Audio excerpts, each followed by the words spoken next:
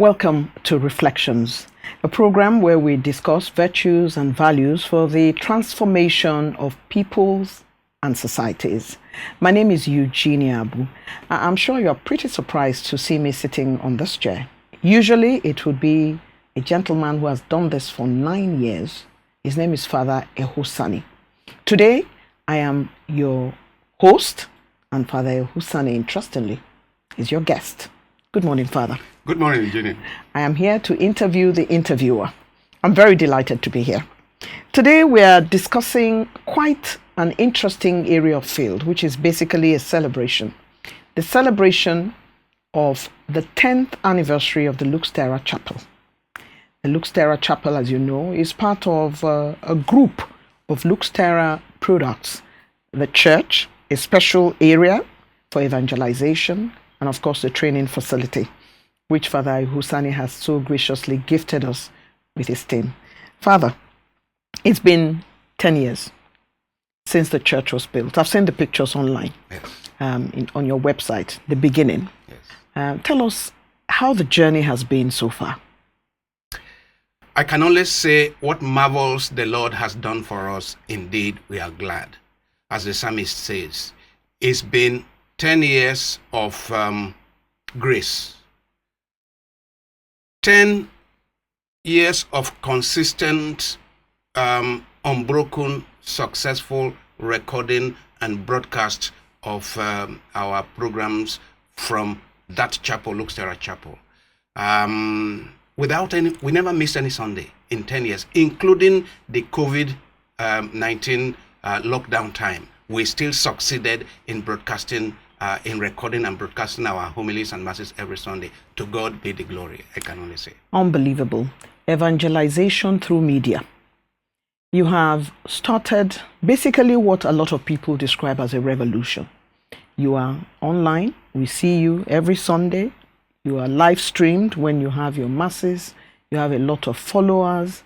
And then you, of course, much longer than the chapel is the Lux Terra Foundation, which has gone on to do quite a lot. And we'll talk about it in the course of this conversation. Talk to me about what was on your mind when you started all of this. It was about 2001 that the founder of Dark Communication, Dr. Raymond Dopesi, watched me celebrate Mass at the Church of the Assumption in Lagos, in Falomo, Lagos. It was a couple of Sundays to Easter. He came to me after Mass and said, "Would you be here on Easter Sunday? Would you celebrate Mass?" I said, "Yes." Then he said, "I would plan to come and cover it live." 2001 Easter. Wow.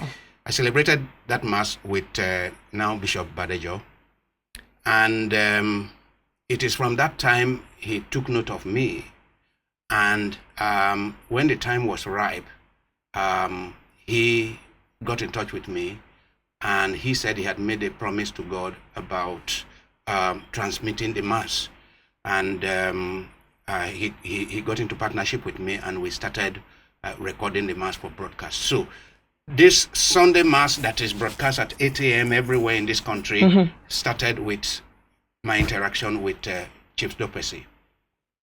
And then the Bishops' Conference got involved. Bishop Badejo was the communication chairman with the Bishops' Conference, got involved, and so on and so forth. So right now it became institutionalized. Every Sunday at 8 a.m. there is Catholic Mass. It happens with Lux Terra. It happens with the church in Siwa and different other churches. However, about 2012, with increasing demand of people who want to listen to my homily, people felt that perhaps if I could have the homily on TV. So I approached him, and then he gave us the 11 o'clock slot. This is April 2012. And we have been on TV ever since then, April 1, 2012 till today. Now, But I moved out of Asokoro. I was parish priest of Asokoro. I moved out of Asokoro in 2013, in March 2013. And then quickly put up this chapel. We had our first mass in this venue. Chapel was not yet ready, but in this venue downstairs on May 19, 2013. And we managed, and that day was live telecast. In spite of not having a building? No, instead the building was getting ready, but it was not yet ready. Right. So we had it in the little conference room downstairs, and we had it live telecast. Interestingly, we still have the names of everyone who was there then. About 60 people were there. We have their names, and we would pray for them. If few people have died, we pray that the good Lord grants them eternal rest. Then about 4 or 5 Sundays after, we began celebrating Mass in our chapel. So from April 9, 2013, we have been saying Mass in this venue till today. And every Sunday, unfailingly, celebrate the Mass, record the Mass. And from 2014, Lumen Christi came. So we began to broadcast the full Mass on Lumen Christi and the homilies, as well as the 11 o'clock on Sunday of AIT. So from then, and of course, a few other TV stations have taken on the pretty exemplary, Father. Yeah. Talk to me about how, I'm Catholic, as you're well aware, about how modern media, new media, has pushed the frontiers of the messaging that you have. And of course, you are involved in inter-religious dialogue, interfaith dialogue. Talk to me about how your messages have gone out and how they've been received. The messages, of course, of the Lux Terra Chapel. It is amazing. We have people who watch us in different parts of the world. If our homilies are not yet uploaded on YouTube, let's say by 2, 3, we get calls and texts from the Philippines, from the US, from wherever. So we have people who listen to our programs from all over the world. When we think of the traditional media, whereby the priest is in church, he has 1,000, he has 500 people, or he has 2,000, even the big churches, 3,000 people. But now, we could almost say that millions, maybe tens of millions of people watch one program of ours or the other. There's nowhere I go, if there are 3, 4 people, one would know me. And how? Through television. Father, you've become a superstar. You're trying to take superstardom from some of us who are considered to be so, even though I don't consider myself a superstar. No, everybody knows Eugenia Abu as a superstar. So we are nothing near to Eugenia Abu. Your audiences are growing. But let's talk about what your vision when you set up the foundation, which, as you said to me when I walked in this day, is that while you're celebrating the chapel 10 years, you're also celebrating the foundation and all other, what I describe as social products. When we started this program, I said products of the chapel, social engineering, which is the work that you're doing. Let's talk about it a little bit, because you want to see transformation. You want to use leadership as transformation. And I've been quite lucky. I'm blessed to be part of some of your work. I've come here to train religious leaders on managing media and corruption. Why do you think religious leaders are important towards transformation? I was the Secretary General of the Catholic Secretariat of Nigeria.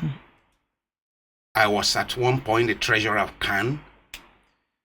It is very clear to me that in a religious society like Nigeria, in a society where close to 90% of people believe in God and go to church or go to mosque, religious leaders have a lot of responsibility towards transforming society from a less developed to a more developed society, from a less human to a more human society, from a less from a more corrupt society to a more integral society, a society of integrity. Now, because unlike many other professionals, we religious leaders, let's say Christian religious leaders, we have people before us every week. That is, those who don't go to church every day. So we actually have people before us every day. We have opportunity to teach. That's a privilege. an immense privilege that we shouldn't waste. So it is now, the challenge is now how to use the modern media to communicate our message so that it is not only the once a week that they come to church or the 30 minutes a day that they come to church, but that we follow them in their mobile phones and then on the internet to communicate the message. And that's part of the reason why Reflections began. Reflections began as you introduced for the transformation values and virtues of individuals and societies. So whether it is religious message, a message about integrity, message about wholesome development, message about the common good, religious leaders are positioned to help transform society. Unfortunately, many underestimate their value, their power, because actually human beings often go around very ignorant. We need religious leaders to be educated, to be informed, to be enlightened, so that those under their sphere of influence can become enlightened and educated. So what we do through these programs is to challenge the leaders, and I don't just mean clergy, but challenge the leaders, the male and female leaders, the clerics, women leaders, youth leaders, challenge them to do what they should in order that our society will move from the less developed to the more developed society, from the less human to the more human society, and that we will do something about this ample religiosity, meaning a lot of religious activism that is not accompanied by deep, not translated. It's not translated into deep spirituality and ethics and public morality. Absolutely. Now, so this particular program you're anchoring is meant to help show people that we can be better than we are now. We are designed to do better than we are doing, and that's what has motivated me all these years. I'm glad to hear that. I see also some of the work that you do with the youth. In the foundation, you target schools, you target prefects, you have retreats, you go to secondary schools, and you also teach teachers. As I made my way to yours today, I found to my chagrin that cars were driving on the path that we should be taking to come. The wrong side. On the wrong side. And I found responsible people, cars that looked like people had spent a lot of money. And I asked myself, what part of their brain were they using to think that they can block all of us coming this way, while because of the traffic on the other side, they decided to break the law? What is the fulcrum of the work that you're doing that is transformative for these young people to understand that you can't do that? You can't be a leader if you're an idiot, period. A lot of our problem boils down to leadership. We have suffered in this country the tragedy of bad leadership, of people who have no business being in positions of leadership, occupying high positions of leadership, and giving bad examples. Now, what you have just described, leaders do it every day. You see convoys of some leader going to the office, and they are ready to chase the poor people off the road, even take one way and break all traffic regulations in order to take this leader. In more civilized societies, it is only ambulance when it's carrying a patient, not when the ambulance is returning home, but when it's carrying a patient, when police is chasing a criminal, when the fire service is running to go and put off a fire. Those are the only exceptions. Otherwise, everyone is supposed to obey the rules. In this country, leadership has been a tragedy. We are where we are because we have people in positions of leadership who have no business leading others. Now, what we do in Lux Terra is to help people see the cause and effect relationship.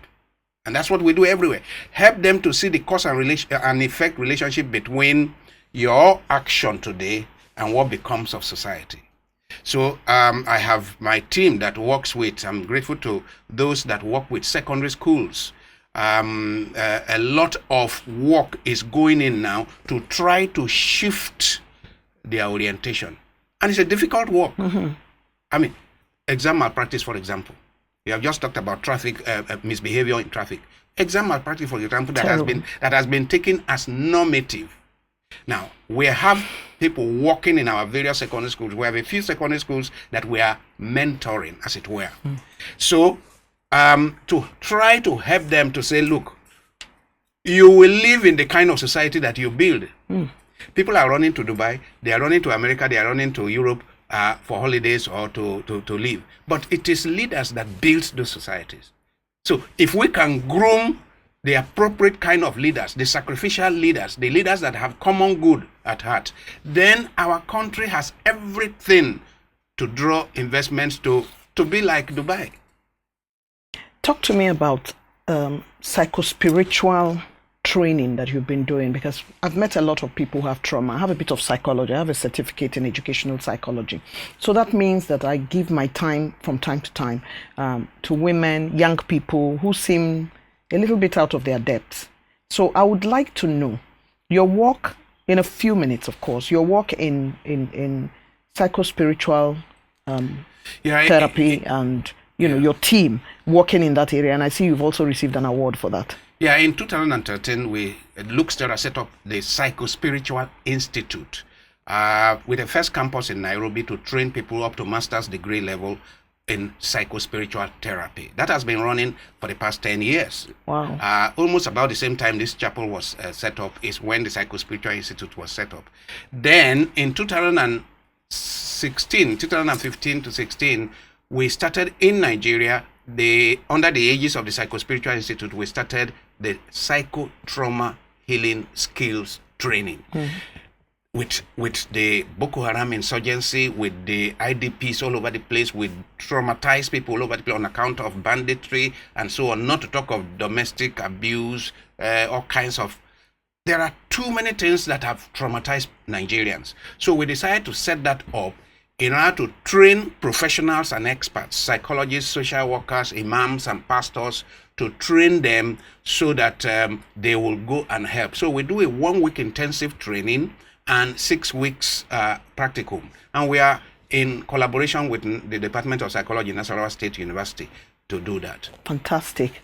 When I listen to you, you have really lived your registration thought about being an organization that is training with multi-sectoral areas. Is there anything you think this chapel and your foundation is going to be doing in the next 10 years?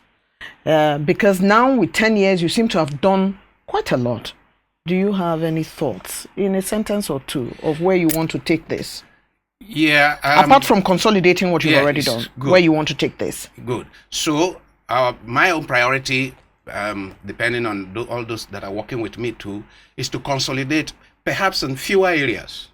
We have actually done a lot in different areas. I mean, interfaith dialogue, as you could see, youth programs and so on. But actually begin to narrow down. I would like us to narrow down, specialize, let's say, in the psychospiritual training for trauma healers, for psychological awareness, and so on and so forth. That's an area that perhaps we don't have a competitor in this country.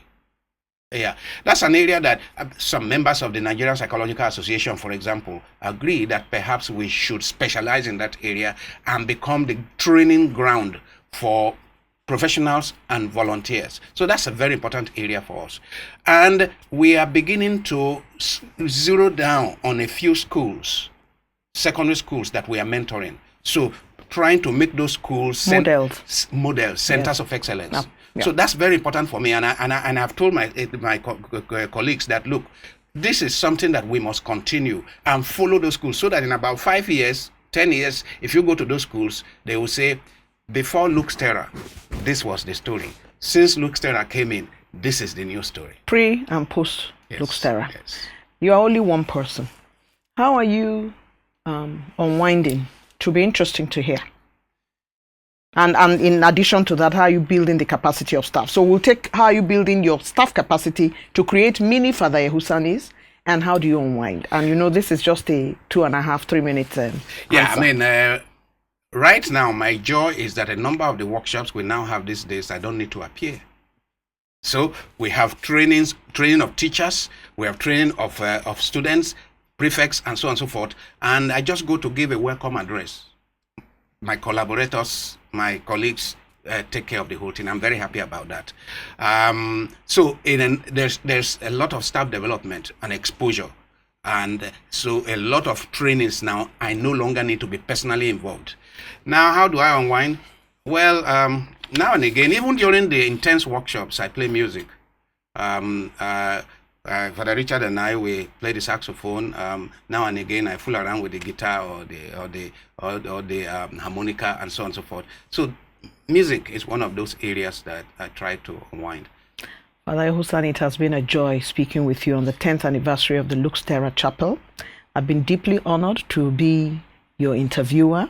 When you interview the interviewer, they don't like being interviewed. But today we've got him in a corner. No, it was a pleasure. I mean, I'm very happy to have been interviewed. I just want to say thank you to you, Eugenia. And also I want to use this occasion to say thank you to all my collaborators, especially my media collaborators, those colleagues who are working in the media, and to the TV stations, AIT, for example, Lumen Christi, for example, that have been collaborating with us and taking on our programs. God bless you all. You have stakeholder support, of course, amongst the development partners. Yes, we do have. I mean, we have a MacArthur Foundation, we have Ford Foundation, we have Miss Joachim, we have Kirche in Note, and so on. I'm grateful to all who have been supporting us, plus our Islamic partners, the Islamic Education Trust and DIWA, my friend Nuruddin Lemu. They have been of great support to us. I'm very grateful to all of them. How grateful can we be when we turn 10 years old? The Lux Terra Chapel has come a long way. Father Ehusani has been in the middle of it and he's training lots of young people to create mini Father Ehusanis, and they've done incredible work. I'm truly privileged to have been the interviewer and your host today. We thank you for joining us on Reflection, the special edition on the 10th anniversary of Lux Terra Chapel. This is a program where we discuss virtues and values for the transformation of peoples and societies. My name is Eugenia, but we thank you for spending the time with us today.